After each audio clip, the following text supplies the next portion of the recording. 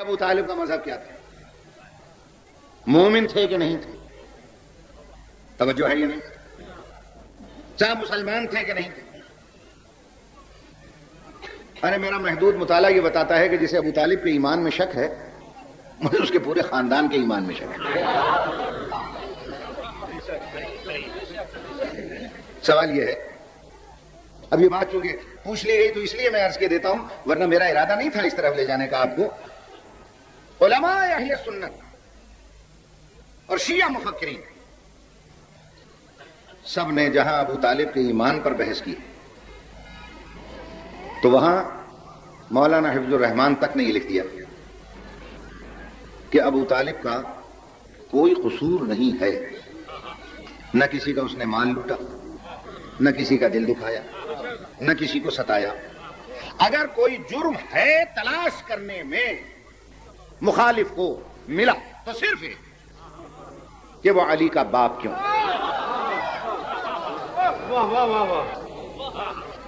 خدا کی قسم اس کے علاوہ کوئی شے ابو طالب کے لیے مورخ تلاش نہیں کر سکتا۔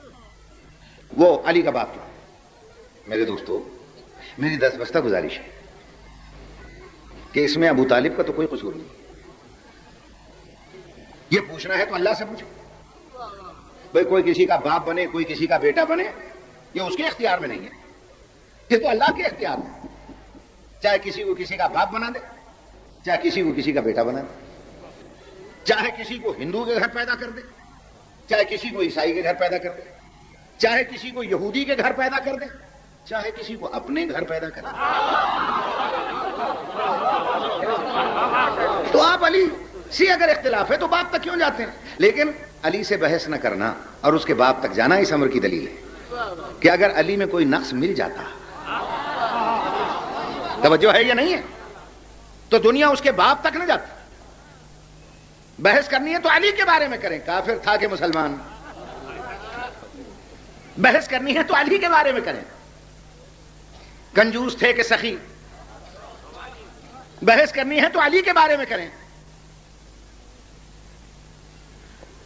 عالم تھے کہ جاہل۔ ارے بحث کرنی ہے تو علی کے بارے میں کرو کہ ساری زندگی ایک سورت یاد نہ کر سکا یا ایک رکعت سے دوسری رکعت میں پورا قرآن ختم کیا۔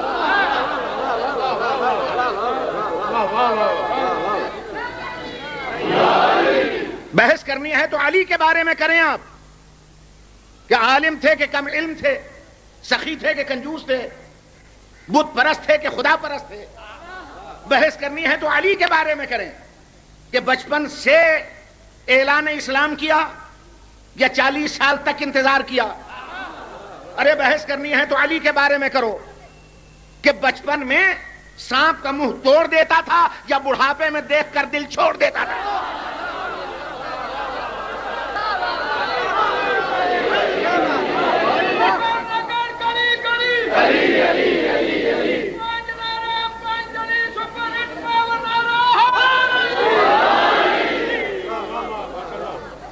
میری دست بستہ گزارش یہ ہے کہ نہ کسی کے باپ تک جائیے نہ ہم جاتے ہیں۔ میری گزارش ہے کہ آپ بھی اب چھوڑ دیں، ضرورت نہیں ہے کہ ابو طالب کے ایمان پر بحث کریں اور علی کے باپ پر بحث کریں۔ یہ دروازہ بند کر دیں تو اچھا ہے، اس لیے کہ اگر یہ دروازہ کھلا رکھا گیا تو ناراض نہ ہوئیے گا۔ میں کیا کروں، سید ہوں، رگوں میں لہو تو وہی ہے نا، وہی رگوں میں لہو ہے، اس لیے میں مجبور ہوں، اپنے لہو کی پکار پر ہی مجبور ہوں۔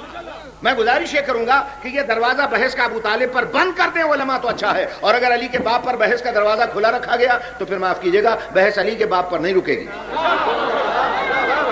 پھر ہر ایک کے باپ کے لیے بحث کا دروازہ کھلتا چلا جائے گا۔ اس کا باپ کیا تھا، اس کا باپ کیا تھا، اس کا باپ کیا تھا، اس کا باپ کیا تھا، اس کا باپ کیا تھا۔ علی تو اس اعتبار سے خوش نصیب ہے کہ علی کا ابو طالب کی شکل میں باپ تو ہے۔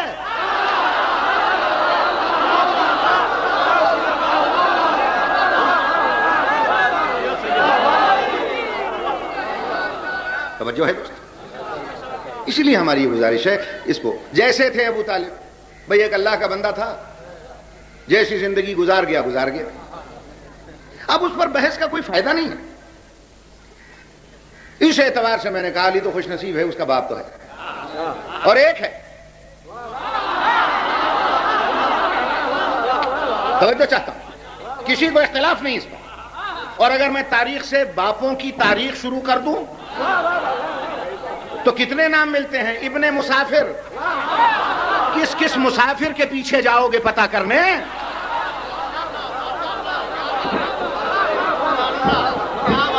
توجہ ہے یہ نہیں ہے؟ ابن عوام،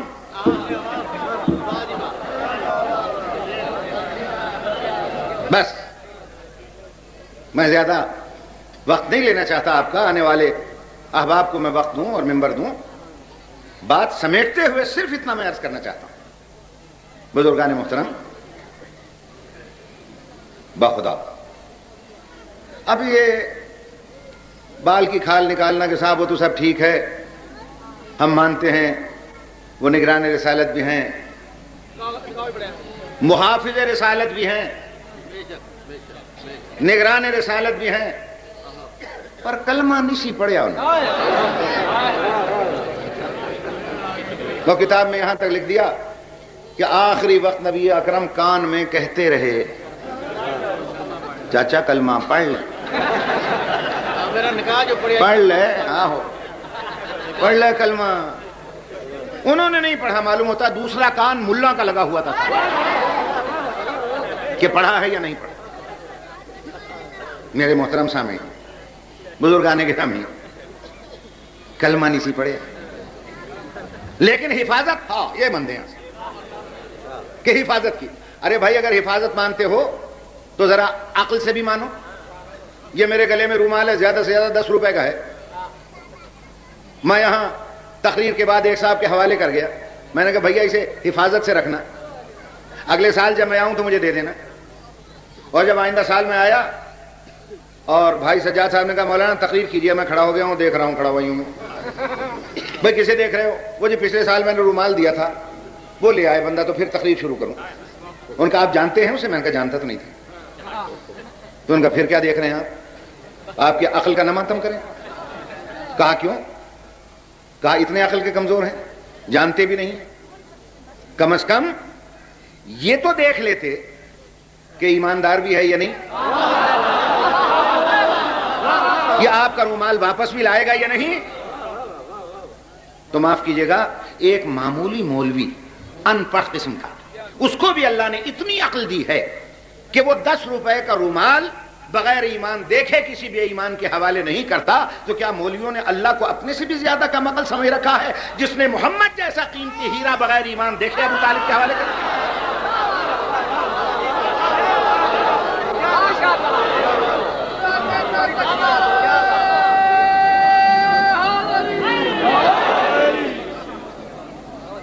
اور یہ بھی نہ دیکھا اس نے کہ ایماندار ہے یا نہیں. اسی لیے میں نے عرض کیا تھا کہ جسے ابو طالب کے ایمان میں شک ہے، مجھے اس کے پورے خاندان کے ایمان میں شک ہے.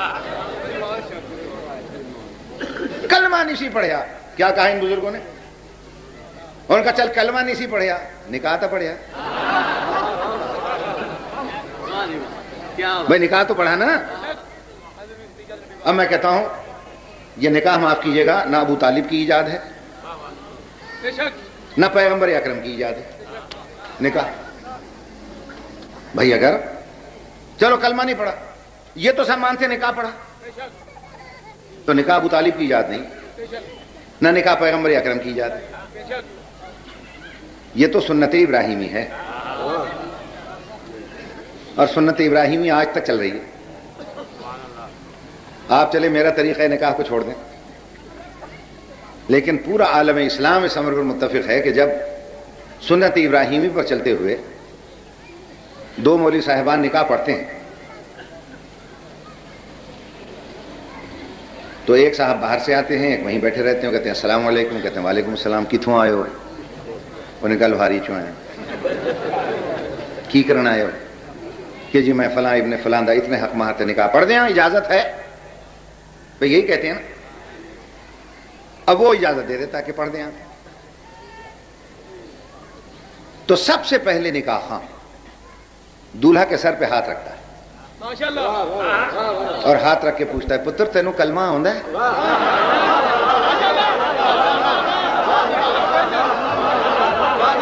جی پتر تینوں کلمہ آندا؟ جب تک وہ کلمہ سناتا نہیں، میں تو دیہاتوں میں دیکھتا ہوں، میں تو خود دیہاتی آدمی بستیوں میں رہتا ہوں، ان بیچاروں کو عربی بھی صحیح نہیں آتی مگر کلمہ سنانا پڑتا ہے، الہ الہ محمد رسول رسول اللہ۔ خدا کی قسم یہ میں نے اپنے کانوں سے سنا، پوری عقیدت سے کلمہ سنایا جاتا ہے اور پھر وہ نکاح پڑتا ہے۔ توجہ ہے یہ نہیں؟ یہ سنت ابراہیمی۔ اور جب سب کا اتفاق ہے کہ نکاح پیغمبر کا پڑھایا ابو طالب نے، تو سنت ابراہیمی پر چلتے ہوئے تقاضا عقل یہ ہے کہ دولہا سے اس نے پہلے پوچھا کہ کلمہ ہے یاد، اور مورخین نے کلمہ لکھا پیغمبر کا کہ پیغمبر نے کہا اشہد ان لا الہ الا اللہ و اشہد انی رسول اللہ، گواہی دیتا ہوں اللہ ایک ہے اور گواہی دیتا ہوں میں اللہ کا مقدس رسول ہوں۔ اس کلمے کے بعد ابو طالب نے نکاح پڑھا۔ تو اب بھی کسی کی سمجھ میں نہیں آیا کہ ابو طالب کا ایمان کس منزل پر ہے؟ وہ عقل کے دشمن، ابو طالب اس مومن کامل کا نام ہے جو کلمہ سنانے والوں میں نہیں، اللہ کے آخری رسول سے بھی کلمہ سننے والوں میں۔